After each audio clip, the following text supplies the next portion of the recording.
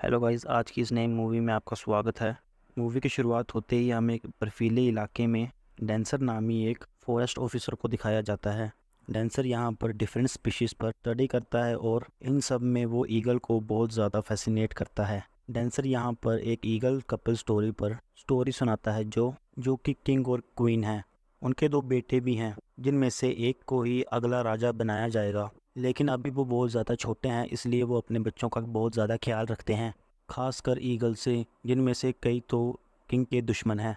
और उन्हीं में से जब एक ईगल किंग पर हमला करता है तो किंग बहुत ही ज़्यादा बहादुरी से लड़ता है, लेकिन उसका बैलेंस बिगड़ने की वजह से वो सीधा नीचे आकर गिरता है और नीचे पत्थरों के टकराने से उसकी मौत हो जाती है। डेंसर जब किंग ईगल की लाश देखता है तो उसे बहुत ज़्यादा दुख होता है। तभी वहाँ पर फिलर नाम का एक शिकारी आता है जो कि किंग की बॉडी ले जाने आया था। फिलर इस पहाड़ी इलाके में अपने बेटे फिलिस के साथ रहता है।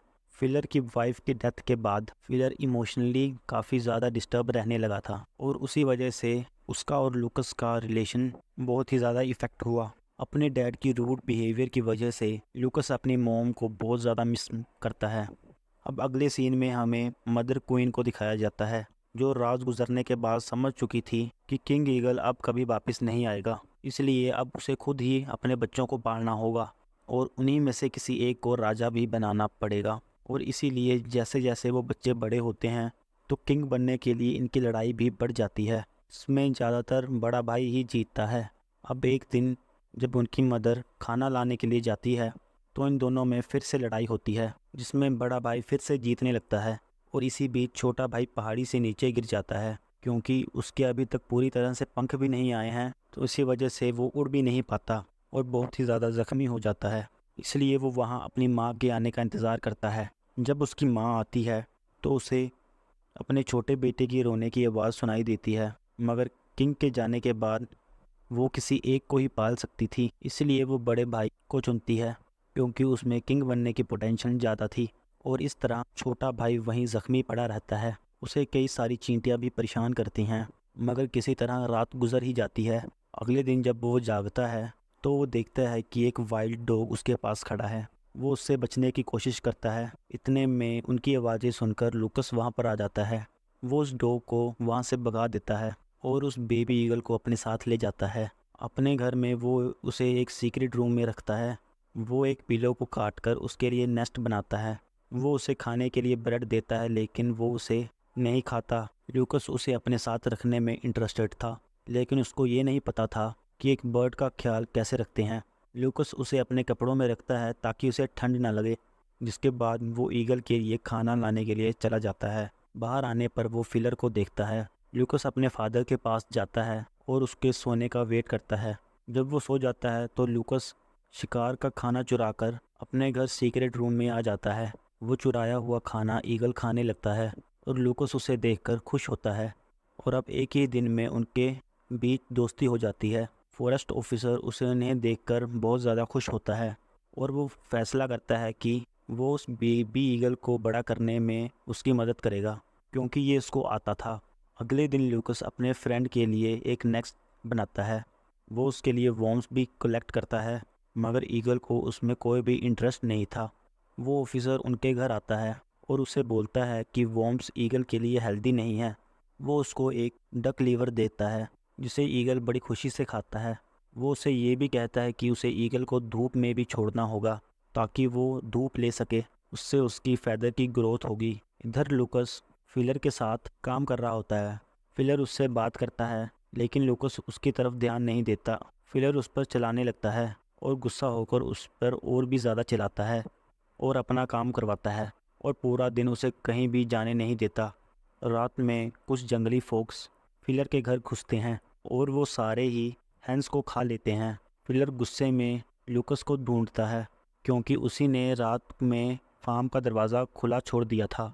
और वहीं ल्यूकस उस ईगल को अपने सीक्रेट रूम में ले आता है ताकि वो उस ईगल को खाना दे सके, लेकिन तब तक फॉक्सेस वहाँ पर पहुँच चुके थे। ल्यूकस जैसे तैसे करके उन्हें वहाँ से भगा देता है और फिर वो पूरी रात उस ईगल के साथ गुजारता है। और उसके सोने के बाद वो अपनी एक फैमिली बाइबल को उठाता है और वो दो भाई केन और एवल की कहानी को पढ़ता है। वो कहानी बिल्कुल उस ईगल की तरह ही होती है। इसीलिए लूकस उस जंग ईगल का नाम ईवल रख देता है और उसके दूसरे भाई का नाम केन रखता है।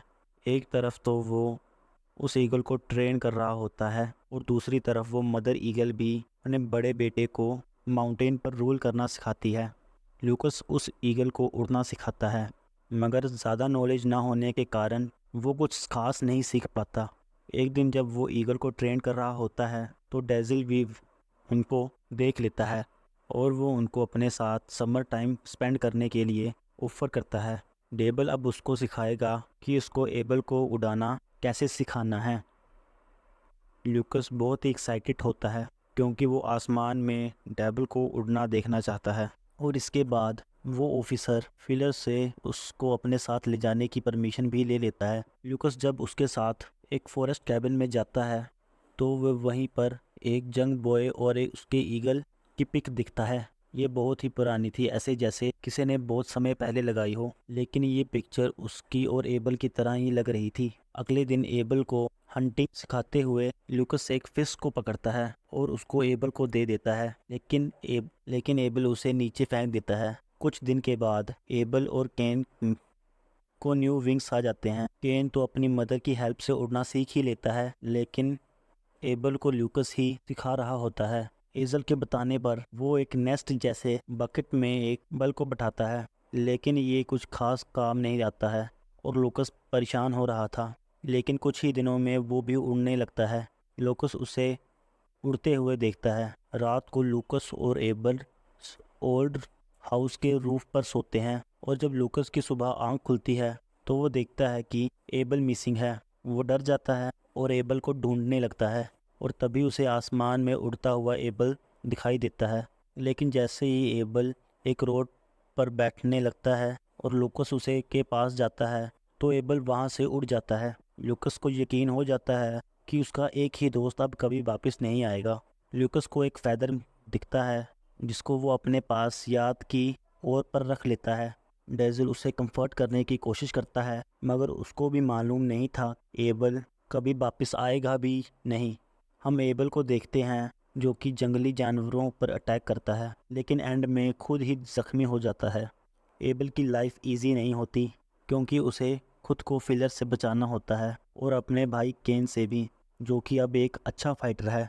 लूकस काफ़ी दिनों तक एबल की तलाश करता है और जब वो उसे नहीं मिलता तो वो थका हुआ वापस जा ही रहा होता है और तभी पीछे से एबल वहाँ आ जाता है। लूकस उसके फैदर को स्टोन पर रखता है और खुद एबल के साथ घर वापस आ जाता है। अगले दिन डेजल लूकस को हंटिंग सिखा रहा था और तभी फिलर के आते ही लूकस वहाँ से भाग जाता है। फिलर उससे कुछ रूडली बात करता है और उसे धमकाता है कि लूकस उसका बेटा है। अब लूकस और डेवल दोनों मिलकर एक हंटिंग मेथड एबल को सिखाते हैं। एबल काफ़ी कोशिश करता है, वो कई बार गिर कर उठकर आखिर में वो सीख ही जाता है और वो बाद में अपने लिए हंट भी करता है। सब ठीक चल रहा था, लेकिन एक दिन डेविल लूकस को बताता है कि एक दिन एबल उसे को छोड़कर चला जाएगा, क्योंकि असल में वो एक वाइल्ड एनिमल है और आखिर में उसे वाइल्ड जंगल ही जाना होगा। कुछ दिनों के बाद वो एबल को काफ़ी ऊंचे पहाड़ पर ले जाते हैं और वो उसके फीट पर एक फ्रेंडशिप ब्रेसलेट भी पहनाता है और लूकस उसे एक आखिरी फेयरवेल देता है, जिसके बाद एबल वहाँ से उड़ जाता है। इसके बाद विंटर सीजन शुरू होता है और हम देखते हैं कि एबल को हंटिंग में बहुत मुश्किल हो रही होती है। वो रैबिट को पकड़ने की कोशिश करता है, मगर बर्फ़ होने की वजह से वो हमेशा फेल हो जाता है। बहुत स्ट्रगल करने के बाद वो फाइनली एक छोटे से एनिमल को पकड़ लेता है और उसे पकड़ने के बाद वो नदी में कूद जाता है और उसका शिकार करता है। ऐसे ही टाइम के साथ साथ वो हंटिंग सीख जाता है। वहीं लूकस अभी भी अपने फ्रेंड को नहीं भूल पाया। वो उसके फेदर्स को अपने पास सजाता है। उधर फिलिस जानवरों को पकड़ने के लिए बहुत सारे ट्रैप्स फैलाता है। लूकस वो सभी ट्रैप हटाते हुए नज़र आता है और वो उस जगह पर भी जाता है यहाँ पर वो एबल के साथ रहा था और वो उसके फेदर को हाथ में ले लेता है और उसकी याद में वहीं पर लेट जाता है। कुछ देर बाद जब वो वहाँ से उठता है तो वो देखता है कि एक वुल्फ उसके बहुत ज़्यादा करीब है।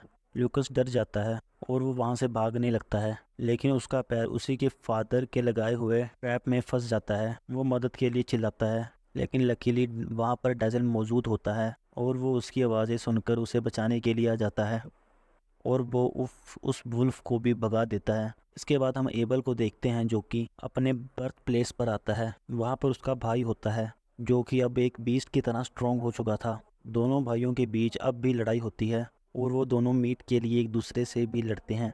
एक रात को डेजर्ट लूकस को दो बर्ड्स की स्टोरी सुनाता है जो एबल और इनकी तरह ही लगती है। लूकस डेजल से पूछता है कि इसके एंड में क्या होता है, जिसमें डेजल कहता है कि अगर इसको इस स्टोरी का लास्ट फेज भी पता चल जाए तब भी वो स्टोरी का एंड नहीं बता पाएंगे। अगले दिन डैनन विंड ब्रदर्स को एक पेड़ के तन्ने पर बैठा हुआ देखता है। उसके बाद हम लूकस को देखते हैं जिसने कहीं अकेले जाने का फैसला बना लिया था, बहुत दूर, जहाँ पर वो अपने फादर से ना मिले। वो पैकिंग कर ही रहा होता है तभी वहाँ पर फिलर आ जाता है और वह उसे माचिस जलाकर डराता है। और यहाँ पर हमें पास्ट का सीन दिखाया जाता है जिसमें कि हम देखते हैं कि लूकस की मोम की डेथ आग लगने की वजह से हुई थी, जो लूकस से ही गलती से लगी थी। और अब जब लूकस आग जलाता है तो लूकस वहाँ से माउंटेन की तरफ भाग जाता है। बाहर बारिश होने की वजह से फिलर भी परेशान हो जाता है और वो भी उसकी के पीछे निकल जाता है। माउंटेन पर चढ़ते हुए रॉक रोलिंग होती है। लूकस पर लाइटनिंग भी होती है जिसकी वजह से वो जख्मी हो जाता है। एबल फिर उसके पास आता है और उसे आवाज़ देता है और आखिर में फिलर भी उसे ढूंढ लेता है और फिर वो उसे अपने बिहेवियर के लिए सॉरी बोलता है। और आज पहली बार फिलर उससे ऐसे बात कर रहा था। लूकस उठने के बाद एबल का नाम लेता है। थोड़ी देर बाद वो वहाँ से जाने लगते हैं तो हम रॉक्स में दबे हुए एक ईगल की डेड बॉडी देखते हैं। कई साल गुजर जाते हैं और लूकस ने एबल को नहीं देखा और उसके अपने फादर के साथ रिलेशन भी अच्छे हो गए थे। वो दोनों माउंटेन्स पर जा रहे होते हैं तभी लूकस को एबल की प्रेजेंस महसूस होती है क्योंकि वो उसकी डेथ को अभी तक एक्सेप्ट नहीं कर पाया था और उसे उम्मीद है कि वो उसके पास ज़रूर आएगा। लेकिन फिलर ऐसा नहीं मानता था।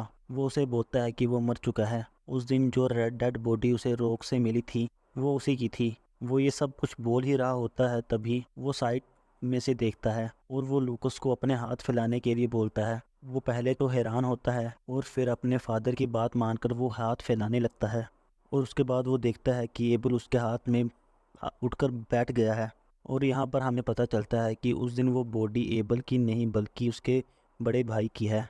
लूकस बहुत खुश होता है लेकिन अब उसे अपने फ्रेंड की भलाई के लिए उसे गुड बाय करना था। लूकस अपने अपने हाथों से अपना दिया हुआ ब्रेसलेट भी उतार देता है। लूकस एबल को उड़ने के लिए छोड़ देता है। लास्ट में हम देखते हैं कि एबल अब किंग है और वो अब अपनी क्वीन के साथ रहता है और अपने बच्चों का इस दुनिया में आने का वेट कर रहा है। और इसी के साथ ये मूवी यहीं पर एंड हो जाती है।